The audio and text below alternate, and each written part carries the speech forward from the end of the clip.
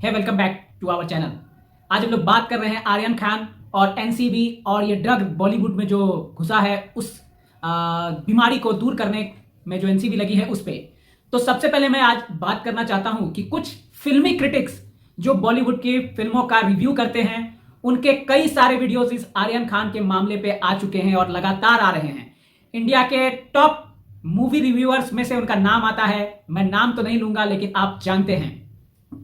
मैं आपको अब ये बात बताना चाहता हूं कि ये जो रिव्यूअर साहब हैं इनका काम आज के डेट में सिर्फ एनसीबी के द्वारा जो ये केस ट्रायल चल रहा है या फिर केस का जो इन्वेस्टिगेशन चल रहा है, आपकी भाषा में मैं सिंपल लैंग्वेजेस यूज करना चाहता हूं क्योंकि ये जनता को बताने वाली बात है कि ये जो इन्वेस्टिगेशन चल रही है एनसीबी की ड्रग रैकेट के रिगार्डिंग, उसमें जो कमेंट्रीज आ रही है रिव्यूअर के द्वारा, जो बॉलीवुड के मूवी रिव्यूअर है उनके द्वारा कही जा रही है कि श्रद्धा कपूर, सारा अली खान, रकुल प्रीत, दीपिका पादुकोण और बाकी और भी सेलेब्स हैं जैसे रिया चक्रवर्ती, इन सबको भी पहले पुलिस ने इन्वेस्टिगेट किया, रिया को भेजा अंदर, दीपिका, सारा, रकुल प्रीत और जो श्रद्धा है इनको नहीं भेजा अंदर, इनसे सिर्फ पूछताछ करके इन्हें छोड़ दिया गया। अभी आर्यन खान को टारगेट किया जा रहा है, वहां से जमानत नहीं मिल रही है। ये सारी बातें जो वो कह रहे हैं कि ये सब एक प्रोपेगेंडा है, उनका कहना है ये प्रोपेगेंडा है कि इन चारों जो बॉलीवुड के टॉप एक्ट्रेसेस हैं उनको छोड़ दिया गया, आर्यन को टारगेट कर लिया गया।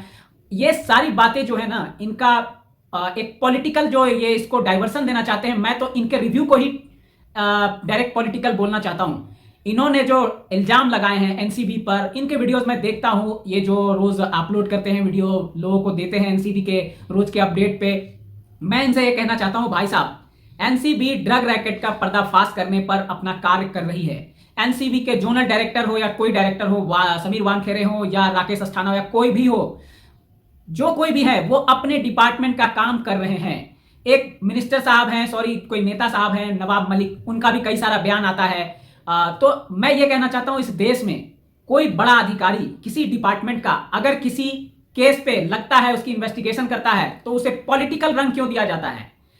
उस इन्वेस्टिगेशन को पॉलिटिकल रंग क्यों दिया जाता है? तो क्या आप जो रिव्यू कर रहे हैं, जो लोगों को बता रहे हैं अपने वीडियोस डाल के कि ये पॉलिटिकल है, ये जो आर्यन खान की जो गिरफ्तारी है, आर्यन खान को टारगेट किया जा रहा है, ये सब पॉलिटिकल एजेंडा है, पॉलिटिकल सिनेरियो के तहत ये सब किया जा रहा है, तो क्या आप जो अपना वीडियो अपलोड करके डायरेक्ट एनसीबी को और उसके जोनल डायरेक्टर को और इन्वेस्टिगेटिंग ऑफिसर्स को जो टारगेट कर रहे हैं, उनके इन्वेस्टिगेशन को जो टारगेट करके आप वीडियो बना रहे हैं, उनकी क्रिटिक्स कर रहे हैं, क्या ये पॉलिटिकल नहीं हो सकता है?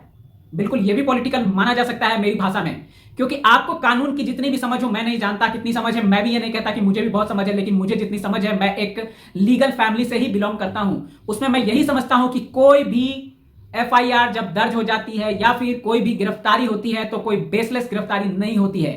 किन धाराओं में किस तरह की धाराएं हैं, उसके कितनी इंप्रिजमेंट है, कितनी सजा है, उसके अकॉर्डिंग उस केस का जो स्ट्रांगनेस है वो डिपेंड करता है। निचली अदालत जो होती है, जो छोटी अदालतें होती हैं बिलो द हाई कोर्ट्स, उन अदालतों के जो पावर होते हैं उनके जजेस के पास, माननीय न्यायाधीश के पास, वो एक लिमिटेड होते हैं in comparison with the high court and supreme court. उन्हें एक कई सारी धाराओं में जो लीगल प्रोसीड्योर है, जो धाराएं हैं, जिसे आप आईपीसी की धारा के रूप में भी समझते हैं, लेकिन एनसीबी की धाराएं अलग होती हैं, जिसको आप समझते हैं धाराएं, वो एनसीबी की अलग होती है। तो उन धाराओं में क्या पेच है, उसमें कितनी सजा का प्रावधान है, वो धारा कितनी सीवियर है, ये सारी चीजें डिपेंड करती है बेल के लिए। तो अगर उस आर्यन खान हो या कोई भी एक्टर एक्ट्रेस का बेटा हो या एक्टर एक्ट्रेस ही हो, अगर कोई धारा लगाई गई है उनके ऊपर और उस धारा के अंडर में उस केस का इन्वेस्टिगेशन हो रहा है, तो निचली अदालत का अगर उसमें पावर है कि वो उस धारा में जमानत देने के लिए एलिजिबल है तो वो जरूर देगी। लेकिन केस की जो सीरियसनेस होती है उस पे लोअर कोर्ट्स यूजुअली बेल नहीं ग्रांट करती है। कई सारे ऐसे केसेस हैं, 302 मर्डर का केस, 467 एक अलग धारा है, 383 एक अलग धारा, ये सारी मैं आईपीसी की धाराएं बोल रहा हूं। ये सारी धाराएं ऐसी होती हैं, इनमें लोअर कोर्ट्स को बेल देने का जो राइट है, अधिकार है, वो नहीं है। ये सारी धाराओं में हाई कोर्ट ही बेल देती है। तो आप जनता को जो बरगला रहे हैं लोग, जो भी क्रिटिक्स या जो भी मीडिया में ट्रायल्स चल रही है, मैं कहना चाहूंगा कि भाई साहब, बहन जी, आप लोग इन बातों को जरूर ख्याल में रखें कि कुछ ऐसी भी एनसीबी की धाराएं होंगी जिसमें लोअर कोर्ट्स को पावर ही नहीं होगा कि उन केसेस की में जो इंटरप्शन है वो करे और उस केस में बेल दे दे जो अभियुक्त है उसे, जो आरोपी है उसे। वो हाई कोर्ट उस पर कंसीडर करेगी। हो सकता है हाई कोर्ट भी उसे जमानत ना दे, मैं ये नहीं कह रहा हूं कि उसे जमानत, हाई कोर्ट को पावर है वो किसी भी धारा में दे दे। कई सारे 302 जिसे मर्डर का केस आप कहते हैं, उसमें हाई कोर्ट भी बेल देने में एलिजिबल नहीं होती है। ये माननीय न्यायाधीश के पावर के अंतर्गत आता है और केस के सीरियसनेस के अंतर्गत आता है, ना कि आपके हमारे कहने से आता है कि ये पॉलिटिकल मामला बन गया है, इसे जानबूझकर टारगेट किया जा रहा है, तो न्यायालय और न्यायाधीश जो हैं वो इसे जानबूझकर जमानत नहीं दे रहे हैं, ये उसमें नहीं आता है।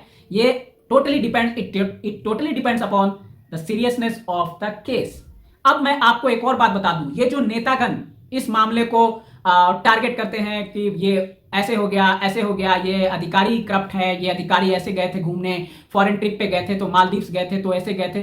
तो भाई साहब ऐसा है कि जिस दिन आप इन बातों को प्रूफ करेंगे कि ये अधिकारी इसमें इन्वॉल्व थे, इस अधिकारी ने इंटेंशनली इस आर्यन खान को गिरफ्तार किया, या ये प्रोपेगेंडा है, या इसे प्लान किया गया है, या खास किसी कारण से इन्हें टारगेट किया जा रहा है आर्यन खान को या बॉलीवुड को, तो आप जिस दिन इन बातों को प्रूफ करेंगे, देश में एक संविधान है, उस दिन ये बातें क्लियर हो ही जाएंगी ऑब्वियसली। लेकिन आप जो अभी तत्काल एक ऑनेस्ट इन्वेस्टिगेटिंग ऑफिसर पर, जब तक वो इन्वेस्टिगेटिंग ऑफिसर पे कोई आरोप सिद्ध नहीं हो जाता है, तब तक वो इन्वेस्टिगेशन जो कर रहा ऑफिसर है, चाहे वो जोनल डायरेक्टर ही क्यों नहीं है, वो बिल्कुल ऑनेस्ट है मेरी नजरों में, एटलीस्ट कानून की नजरों में वो अपना काम कर रहा है। वो एक IRS ऑफिसर है। आप समझ सकते हैं, आप एक नेता हैं, आप एक पॉलिटिकल ड्रामा करके अपने नेता का जो अपना काम होता है वो करते हैं, लेकिन वो एक IRS ऑफिसर है। बहुत सारे कंपटीशन, बहुत सारे चैलेंजिंग ट्रेनिंग और बहुत सारी चीजों को पार करके उस डिजिग्नेशन पे गया है।